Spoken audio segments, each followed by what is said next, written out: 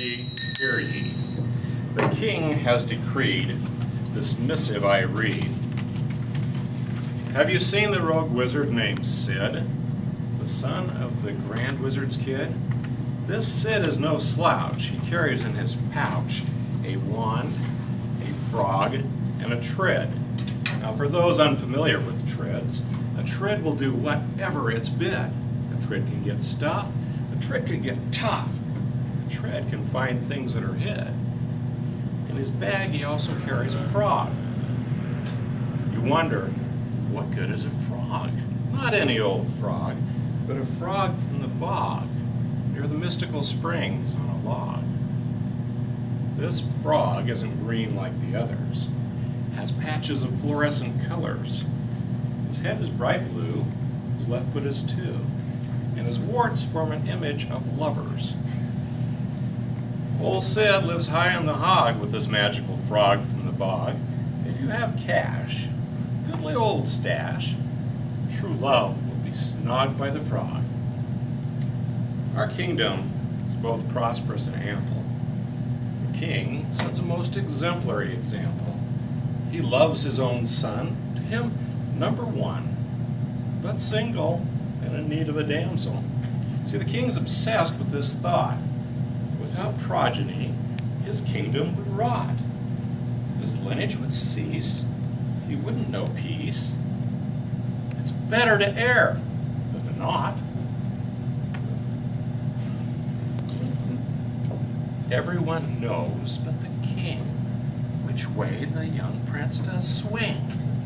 The king thinks he's shy, doesn't know why. Procreation is just not his thing. You can tell where this tale is now going. The king gathers his advisors, all knowing. Lord, you must bid the wizard named Sid come hither before it starts snowing.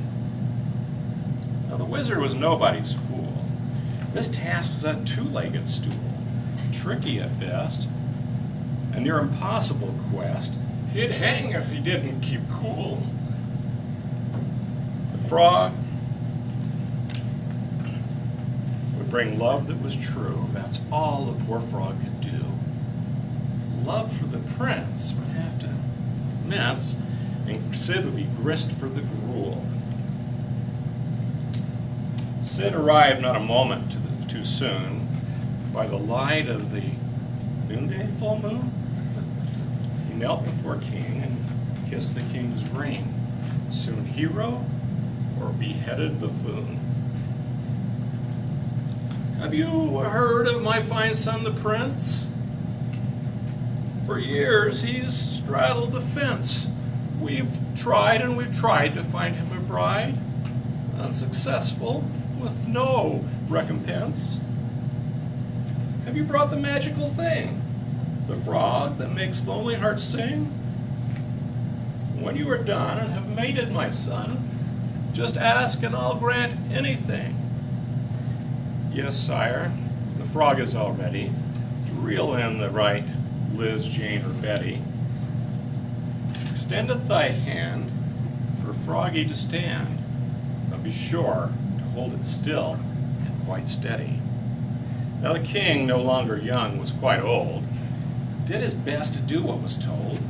And soon there was shaking, and then there was quaking, and the wizard feigned a loud groan. The frog jumped high in the air, landed splat in the good prince's hair. It might have been smarter not to release all its water.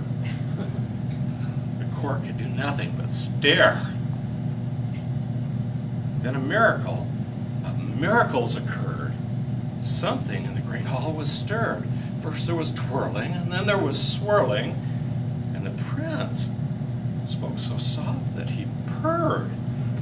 Something's happening, and I sense my muscles becoming less dense. My skin is so soft, my beard's coming off. I'm a princess, no longer a prince. The court was all shocked, all aghast. The king's fondest dreams were all dashed when in walked the queen, smiling, serene. Why, you're the daughter I've wished for at last. It was time for Sid to be hid. He called on his friend the old tread. Sid, let's be gone, with the tap of his wand, and we never saw more of old Sid.